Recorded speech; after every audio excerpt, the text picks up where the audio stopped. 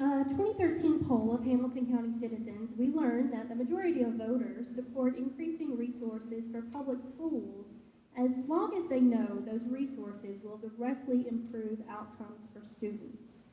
How will you work to ensure taxpayers that money spent on schools is being spent efficiently and effectively?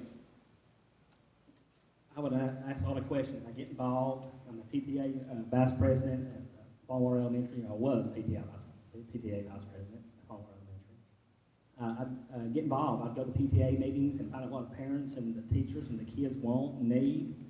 I'd find out from the teachers as well. I get really involved and find out what we need and what would work and ask questions.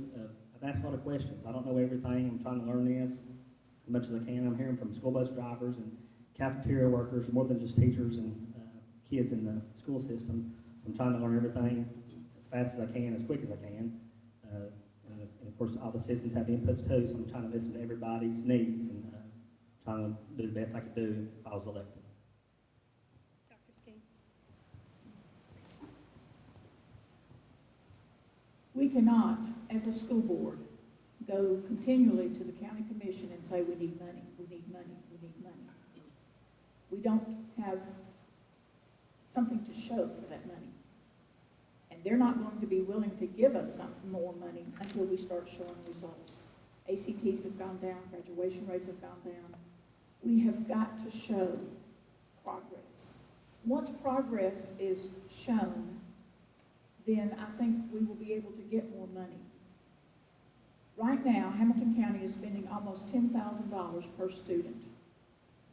You go across the state line, teachers are making more money, but they're only spending about $8,500 to $9,000 per student. So we've got to look. We need to look at central office. We have secretaries in central office making $69,000. That is more than twice a teacher's starting salary. We cannot continue going to the county commission and asking. And I think the community wants to see results too. I think they want to see improvement. And I think once that is done, once we get the spending under control, then if there is things that we need, then I think they'll be more likely to give what we need. They'll be more receptive to that. But we have got to do that.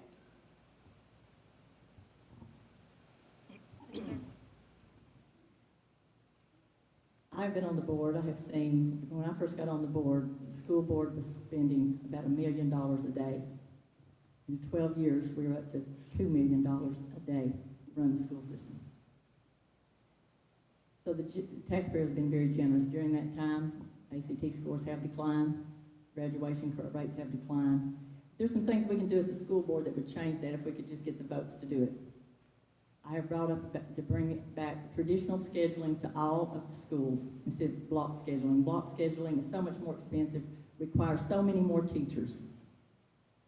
I don't know if you know the difference. It's too much to go into now, but I know a lot of people in here do know the difference. It's very expensive to run a school system on block scheduling. We started that here again under some of our good doctors that we have at the school system. So that's one way we could save millions of dollars just by that one thing alone. Also, it was discovered, because I did call the state and ask, nobody at Hamilton County seemed to know, but right now we're requiring everyone to take 4 years of math and 2 years of a foreign language.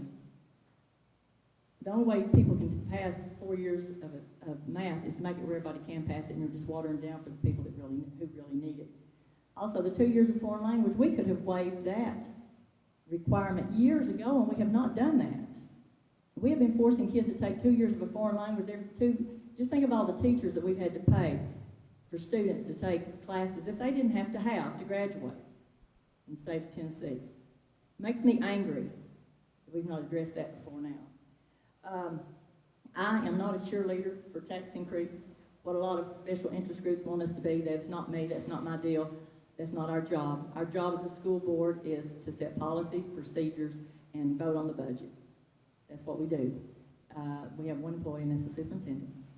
And until we can show that we are doing something and making some honest effort to get the rein in the school budget, the county commission's not going to give us any more money. So every year we go through this this dog and pony show of going to the commission and telling them how many more $1 million we need, knowing we're gonna get shot down, we just waste a lot of time instead of digging our heels in and doing our homework and doing what needs to be done on the budget. Like I say, I'm all for zero-based budgeting. I think that's where you have to start. Just start at zero and make everybody give a reason for every dollar they want in their department. And until we do that, nothing's really gonna change. But like I say, I just think that until we can do what we can do on the school board, and it's free of charge. We could sit down and just the school board members could do this, but we can't get 5 votes together to do it because nobody wants to do the hard work or nobody wants to cut out their friend's job. And that's what you run into a lot of times when you get a lot of educators on the school board. They don't want to cut out their friends' jobs, or they don't want to cut out that position because they would have to say that their friend's job is unimportant. That's a problem.